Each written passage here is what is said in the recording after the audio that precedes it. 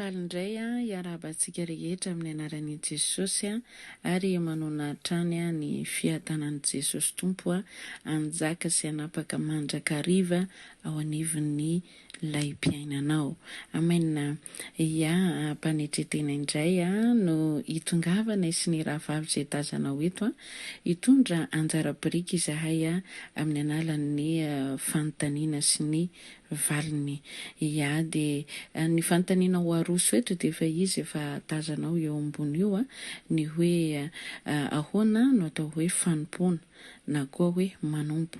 Dia tena hoe ampanetretena tokoa ny hitondrana izany eto aminao fa tsara mampatsiahy antsika fa efa nisy fandarana izy ity any ambany any fandarana laharana voalohany, faharoa dia ity zany laharana fahatelo ka afaka jerinao zany any ambanimbany any raha ohatra ka sitraka ny anaraka ny fandarana voalohany. Dia tsara ihany koa no mampatsiahy antsika hatrany ny hoe ny pejy dia afaka arahanao matetika na ato anivon'ny YouTube na ato anivon'ny Facebook dia raha sitraka ao dia afaka sabonenao ny pejy mba hahatonga anao ahazo notification matetika zany rehefa misy ny fandarana aroso ny mpikambana dia afaka mandray ianao ny notification dia mba afaka manaraka an'izay anjara brika aroso ato anivon'ity pejy ity YouTube sy Facebook. Dia ao anatin'izay dia mampafantatra antsika rehetra ihany koa fa izahay dia manana toerana iray ihany koa izay ianarana baiboly isan'andro. Ilay toerana moa dia tsy aiza fa ato anivon'ny tambazotra ihany fa jostolko ny anaran'ilay application dia ao anatin'izay groupe izay izahay rehetra no mianatra baiboly isan'andro. Latsinainy ka hatrany amin'ny asabotsy dia mianatra baiboly isaky ny tolakandro ora Madagasikara amin'ny 4 sasany no manomboka. Dia manasanao manokana raha sitraka ao raha mba hoe tianao ny araka hidinika baiboly, iaraka fantatra ny sitrapon'Andriamanitra ao anatin'ny baiboly tsika mifamakafaka sy ny sisa mitombo fahalalana kely iny dia afaka mandray anao izahay, afaka manoratra mesazy ianao ato amin'ity pejy ity na koa hoe manoratra amin'ny WhatsApp, afaka klikenao avokoa fa hitanao ato amin'ity pejy ity zany dia afaka miresaka tsika dia afaka mampandroso anao zahay raha liana amin'izay fianarana ny baiboly na ny soratra masina izay ianao. Dia ny alahady koa izahay mbola misy fotoam-bavaka ihany koa rehefa lahady maraina zany hoe ny fianarana baiboly zany ao anatin'ny herinandro. Dia rehefa alahady maraina dia misy fotoam-bavaka izay iarahana ao anatin'ilay groupe ihany. Dia entanina itsika rehetra raha sitraka ao dia afaka raisina entanan-droa mandrosoa tompoka fa mandray anao izahay. Iny ary izay no ela fa hanomboka handray ny rahavavy sika fa mialohan'ny andraisantsika ny rahavavy izay hitondra ny valiny fanontaniana ho apetraka eto dia tsara raha mety ianao hivavaka alohantsika ho fametrahana feno eto amin'ny tompo izao fiarahana izao fa indrindra azahoantsika autorisation avy amin'ny tompo ny amin'ny fotoana izay iarahana eto izany. Ndao ariara hivavaka.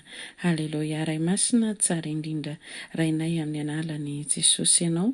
Misaotra anao izay tompo fa nomenao ora sy fotoana indray ahafahanay ifampianatra sy ifampizara indray amin'ny alalan'ny fanontaniana sy ny valiny.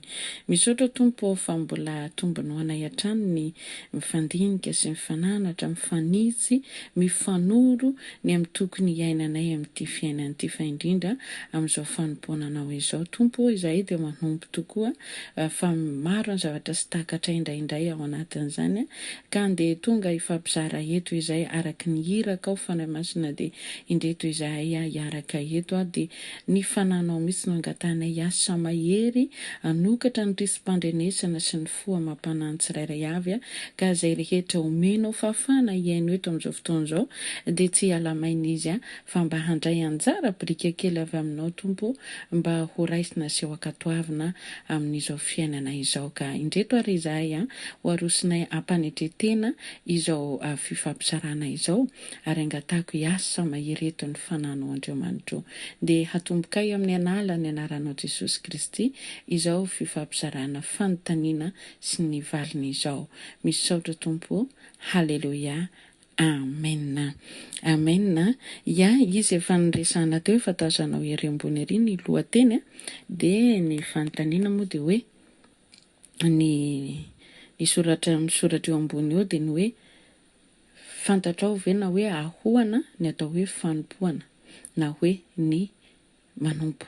Dia any ambavan'ny rahavavitsika ny maheno ny fahalalana ho bebe kokoa ny amin'izay dia ho raisitsika mpitiavana ny rahavavitsika dia hamaly izay fanontaniana izay dia ianao ingaviko ihany koa raha mba misy azo amalinao any aminao any dia afaka manoratra eto ambaniny dia fizarana ity zany ka dia andao ary tolotranao mpitiavana rahavavy ny fitenenana. Fiadanana ao aminao sy ny ankonanao ary fiadanana ao amin'ny tokantrano izay misy anao n'aiza toerana misy anao amin'ity androany ity. Dia mbola misaotra ny tompo lehibe indray fa mbola tafahoana eto indray androany. Ny fanontaniana izay iarahantsika mamaly indray amin'ity androany ity dia fanontaniana hoe inona ny atao hoe manompo. Inona ny atao hoe manompo.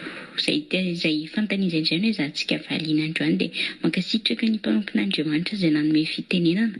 Tenin'Andriamanitra anankiray avy hatrany no entiko andraisana anjara amaliana izay fanontaniana izay hoe inona ny atao hoe mpanompo. Tenin'Andriamanitra izay voarakitra ao amin'ny Jaona 5:10 dia raisintsika eo amin'ny 4:10 sy ny 10. Jaona 5:10 dia ny 4:10 sy ny 10 izay mivaky toy izao amin'ny anaran'ny Tompo. Ianareo ny sakaizako raha manao arak'izay anditiko anareo. Tsy ataoko hoe mpanompo intsony ianareo fa ny mpanompo tsy mahalala izay ataon'ny tompony fa efa nataoko sakaiza ianareo satria izay rehetra raiko tamin'ny raiko no nambarako taminareo. Amen. Izay tena Andriamanitra ny entiko andraisana anjara amaliana ilay fanontaniana hoe inona moa ny atao hoe manompo. Tsy dia misy vina amintsika loatra ary tsy dia misy hazavana raha jerena fijery tokana hoe inona ny atao hoe manompo. Ohatra fotsiny izao hoe ianao miasa any amin'ny orinasa anankiray misy ny tomponao, izy no ambony, izy no manapaka, izy mifehy, izy no mamolavola ny asa tokony ataonao, ny karama tokony horaisinao, ny ora tokony hiasanao, izany hoe mahatompo azy izay dia izy no manapaka ny zavatra rehetrarehetra. Dia ohatran'izay koa ny fiainana miaraka amin'i Jesosy Kristy, tsy afaka hanapaka ninonninona mihitsy ary tsy afaka hampiasa anao mihitsy Jesosy raha tsy efa noraisinao ho tompo sy mpamonjy ary mpanapaka ny fiainanao. Tsy afaka handeha higérer zavatra anankiray anatina orinasa anankiray ianao raha tsy efa mpiasa ao anatin'ny orinasa anankiray. Dia izay indraindray no mahadiso fanantenana olona rehefa miditra hoe za vavaka malala an'Andriamanitra nefa tsy misy iovarana ny fiainako. Ianao ilay mahalala an'Andriamanitra tsy midika akory fa afaka miasa eo amin'ny fiainanao Andriamanitra. Fa raha ankonana an'Andriamanitra ianao araka ilay voalazany tenin'Andriamanitra hoe raha ny zanako sy ny asan'ny tanako dia aditiko ihany. Efa nateraka indray ve ianao? Efa nanolotra ny fiainanao an' Jesosy ve ianao? Dia raha eny ny valiny dia amin'izay ianao no afaka mahatanteraka, afaka manantena ny teny fikasana rehetra izay voarakitra ao amin'ny Baiboly. Inona no atao hoe mpanompo? Dia raha jerevantsika mpanompon'Andriamanitra za zao teny am-piandohana dia efa niteny hoe mankasitraka mpanompon'Andriamanitra nanome ny fitenenana. Ny atao hoe mpanompo dia olona anankiray mikirakira ny asa, manao atsakany sy andavany mba hatanteraka an'izay asa izay.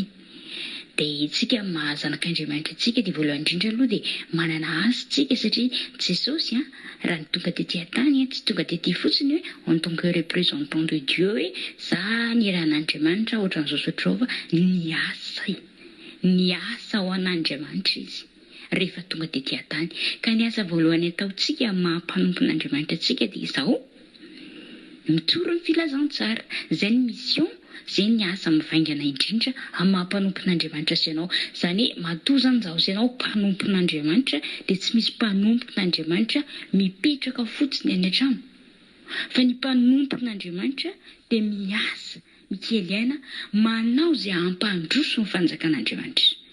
Zay le teneniko hoe raha ranofo le izy raha miasa amina orinasa anankiray ianao na amin'ny toerana anankiray dia ny an'ny mission tokana ataonao dia ny aninao izay hampandroso sy hampandeha tsara ary hampatanteraka ny zavatra rehetra izay volavolaina anatin'ny orinasa izay misy anao io. Dia tahaka an'izay koa zasy ianao ny mission kosa ny mission anao etỳ antany dia ny anao izay hampandroso ny asan'Andriamanitra sy hapetsaka ny olona voavonjy iveriny indray ao ambalan'Andriamanitra. Izay zany no asako sy asanao amin'ny mampanompo n'Andriamanitra sy anao. Fa misy zavatra tiako tsindriana kely nefa arak'ilay voarakitra eo amin'ny 5:10 tsy ataoko hoe mpanompo intsony ianareo fa ny mpanompo tsy mahalala izay ataon'ny tompony fa efa nataoko ho sakaiza ianareo satria izay riko tamin'indraiko no nambarako taminareo. Jesosy mihitsy eto no miteny hoe tsy ataoko ho mpanompo intsony ianareo. Satria raha jerevantsika tokoa raha hoe ao anatin'ny tokantrano anankiray zao misy fianakaviana ny zanaky ny mpampiasa tsy hitovy kilasy aminao mpiasa mihitsy. Zanaky ny tompona orinasa tsy hitovy kilasy aminao mihitsy nataoko hoe ambony lavitra ny fianarana nataonao arany nataony tsy hitovy kilasy mihitsy satria izay titre mahadeba mahadirekteur an'izay no titre hoentin'ilay zanany. Dikan'izay ambanin'ilay zanany foana ianao. Fa rehefa hoe sakaizako ianareo izy hitantsika tsara hoe ny olona tena tianao zany na inona degré anao na inona dia mitovy foana ianao tsy manao ny tenanao ho ambony amin'ny olona tianao zany ianao na amin'ny sakaizanao fa tena mitovy mifamatra mifanaraka tsara mifameno tsara. Tsy ataoko mpanompo intsony ianareo satria ny mpanompo tokoa mantsy mandrakariva dia miasa mafy mba hahazoany karama. Fa rehefa sakaizako ianareo hafa mihitsy izay privilège hoe izay mihitsy ny mission an' Jesosy Kristy hoe tsy hipetraka fotsiny tsika amin'ny mampanompon'Andriamanitra tsika fa sady zanak'Andriamanitra koa isika satria mpiray lova amin'ny Kristy isika. Izany tsika mpanompon'Andriamanitra fa ny avantagentsika sady zanak'Andriamanitra ihany koa tsika. Izany hoe efa manana lova miaraka amin'ny Jesosy Kristy isika. Vitantsika ny mission etỳ antany bon mety misy tsy vitantsika efa zanak'Andriamanitra tsika satria efa naterak'Andriamanitra tamin'ny alalan'i Jesosy Kristy dia efa tsy mpanompo intsony tsika efa tena sakaizany mihitsy satria izay no mahatonga antsika hoe mahatakatra sy mahalala ary mahatanteraka ny sitrapon'Andriamanitra satria tsy mipetraka amin'ilay toerana mpanompo fotsiny tsika fa sady zanak'Andriamanitra. Dia anabangona tokana ilay izy dia izao hoe raha mpanompo fotsiny ny toerana misy ianao dia ianao zany ilay anisan'ilay mbola mameno fiangonana fotsiny, ianao zany ilay anisan'ilay mbola manao présence fotsiny, manao adidy dia manao adidy, makary dia makary, manao an'izao dia manao an'izao, manao asasoa manao asasoa. Mila olona mare mission fotsiny ny ataonao zany, anarana fotsiny ianao satria ny mpanompo tsy handova mihitsy amin'ny mpampiasa. Fa rehefa une fois ianao sady mpanompo no sakaiza dia amin'izay ianao ilay manana anjara lofa. Ka tsika tsy vita amin'ny mpanompon'Andriamanitra fotsiny manao ny asan'Andriamanitra dia vita teo fa sady sakaizan'Andriamanitra tsika sady zanak'Andriamanitra tsika. Ka izay no tiako ampahirizana anao ndrony aza mipetraka fotsiny amin'ilay toerana hoe mpanompo. Fa ny mpanompo izy tsy mahalala izay ataon'ny tompony fa tsika hatramin'ny nandresantsika ny fanamasina zany hoe nateraka indray tsika nandrain'i Jesosy ho tombo sy mpamonjy ary mpanapaka ny fiainantsika dia sakaiza tsika amin'izay zanak tsika amin'izay. Ka na sady manao ny asan'Andriamanitra tsika dia tena manao ampitiavana ampanitry tena satria ny ampandroso ny fanjakan'Andriamanitra mitandro tsika fa tsy mipetraka fotsiny tsika amin'ilay hoe mpanompo dia manao indraindray dia indraindray tsy manao mahazo karama tsara dia okey tsy mahazo karama tsara dia zatsy ianao fa tena mipetraka amin'izay ilay hoe sakaiza izay tsika sady mpanompo tsika no sakaiza ihany koa.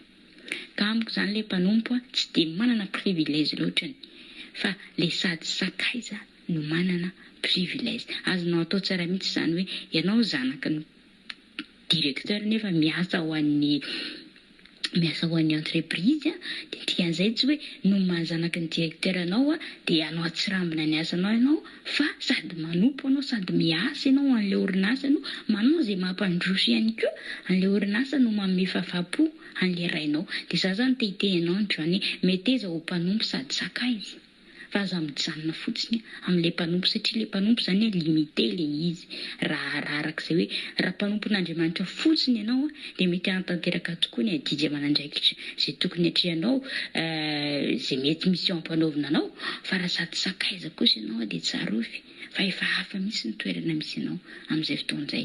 Ny mpanompo dia manana objectif hoe atseto mizokatra fa ianao raha sady sakaiza dia tsy manana an'izay ianao fa tena manao ampitiavana ny zavatra rehetrarehetra ataonao ka dia tsika tsy hipetraka fotsiny amin'ilay mpanompo fa tena haka ny toerantsika ihany koa hoe sady sakaizan'Andriamanitra tsika satria ny mpanompo sy ny tenin'Andriamanitra tsy mahalala izay ataon'ny tompony ka raha mipetraka fotsiny ho mpanompo tsika dia tsy ho fantatsika mihitsy ny tena sitrapon'Andriamanitra fa nitsika sady hiditra amin'ilay etapo hoe sady sakaiza sady zanaka sady zandry no manompo ihany koa satria ny tandritsika dia ny ahatonga amin'ny filazantsara ho tafita manerana an'izao tontolo izao. Dia ny voninahitra ao an'Andriamanitra izany fa ny fampahirezana dia ao amintsika tsirairay aby makasitraka ny rahavavy nanome fitenenana dia averiko any aminao fitenenana. Amen. Amen. Halleluja. Ia, makasitraka koa anao rahavavy nitondra izay avaly ny fanontaniana tao izay dia ho tahina mihoatra hatrany ny ianao. Amen. Ia, araka ny valy fanontaniana teo dia inoko fa nandray lesona ianao ary nafantatra tsara zany ny plasy misy ianao ary mety manontany mihitsy ianao hoe aiza ho aiza amin'izany raha zany zao miplasyko za ve mpanompo sa tena sakaiza sa le zanaka sady manompo. Dia afaka manontany ny tenanao tsara ianao anatin'izay tokony ho fantaritsika izay ato amin'ny tompo satria lasa ohatrany hoe manompo dia satria ny olona manompo araka ny efa voalaza toy dia ohatrany hoe manantena fa handray karama izy amin'ny faran'ny volana dia ohatran'izay fotsiny noho ny amin'ilay karama dia manao ny ho asy io izy fa ny zanaka na hoe ny tena sakaiza mahalala ny zavatra rehetrarehetra ao ambadik'ilay asa izany hoe misy sekre ampahafantarina antsika mahazanaka antsika kokoa ao anatin'ilay tokantrano ka aoka mety ezatsika ahalala tsara izao fanarana dian'Andriamanitra izao fa tsy atao endrika ivelany fotsiny hoe manompo. Izay sy ny rahavavy izao eto dia manompo satria manina manao asa ho fampandrosoana ny asan'Andriamanitra ny hoe mapitatra, mizara, mamafy anjara brika ho amin'ny tsirairay avy dia manao asa zany izahay fa ao anatin'izay nefa afaka miditra lalina ao amin'ny tompo ianao miray amin'Andriamanitra ianao miray amin'ny fanahy masina dia ampahafantarina zavadalina ao anatin'ny tontolon'ny firaisanao amin'Andriamanitra nefa ny ahalalana an'izay fa raha le miandry iray maka ny plasy ihany koa sakaiza satria ny sakaiza dia misy sekre ampahafantarina azy kokoa ambadika ao fa ny mpanompotika fiferotanaina sy fahazotoana ny excuse mandeha daholo ohatrany hoe kamo ohatrany hoe tsy mazoto fa io rehefa amin'ny fonao rehetra ny asa ataonao indrindrandrindra fa hoe andrainao le izy dia mazoto foana ianao na dia inona sakana na inona zavatra mety hoe tsy ahafahanao raha vitanao foana satria noho n'ilay fitiavana. Dia efa nandeha tany amin'ny fandarana tany aloha rehetra tany ihany koa hoe rehefa manao asa ny tompo amin'ny fanetretrena sy amin'ny fitiavana itsika dia hafa misy ny vokatra mivoaka rehefa avy eo. Ka andao ary ho fantarina tsara izay ka mino fa ianao izay nandre an'izao fifampizarana narosiny amin'ny rahavavy izao dia anisan'ny manontany tena tsara hoe za ty ve mpanompo sa za ty ve sakaiza sa za ty ve zanaka dia fantaro anatin'izay raha ny plasy misy ianao dia rehefa fantatrao izay dia mpitomboy ary mandrosoa lalina ary akamamio akatoavy izay rehetra omeny tompo anao eo sy ampanaovina anao fa ny fankatoavana egalina fahombiazana. Dia izay sy izay indray ara ny fandarana izay narosina sy ny rahavavy teto aminao inoko fa nandray zavatra ianao na dia mba kely aza ny fandarana narosina teto dia mba nisy noraisinao zany ka dia akatoavy ary fa ianao no mahazo tombony voalohany. Dia mirarosoantsika rehetra indray samy tahin'Andriamanitra raha sitrapony dia mbola afaka miaona indray tsika amin'ny fandarana manaraka averiko ilay fanaitana natany amin'ny voalohany hoe afaka sabonenao ny page dia mandray ny notification koa ianao manaraka mety hisy fandarana hafa ihany koa dia mba anisan'ny mahavoaray ianao. Samy tahin'Andriamanitra mandehana amin'ny fiadanan'i Kristy ny tsirairay avy. Amen.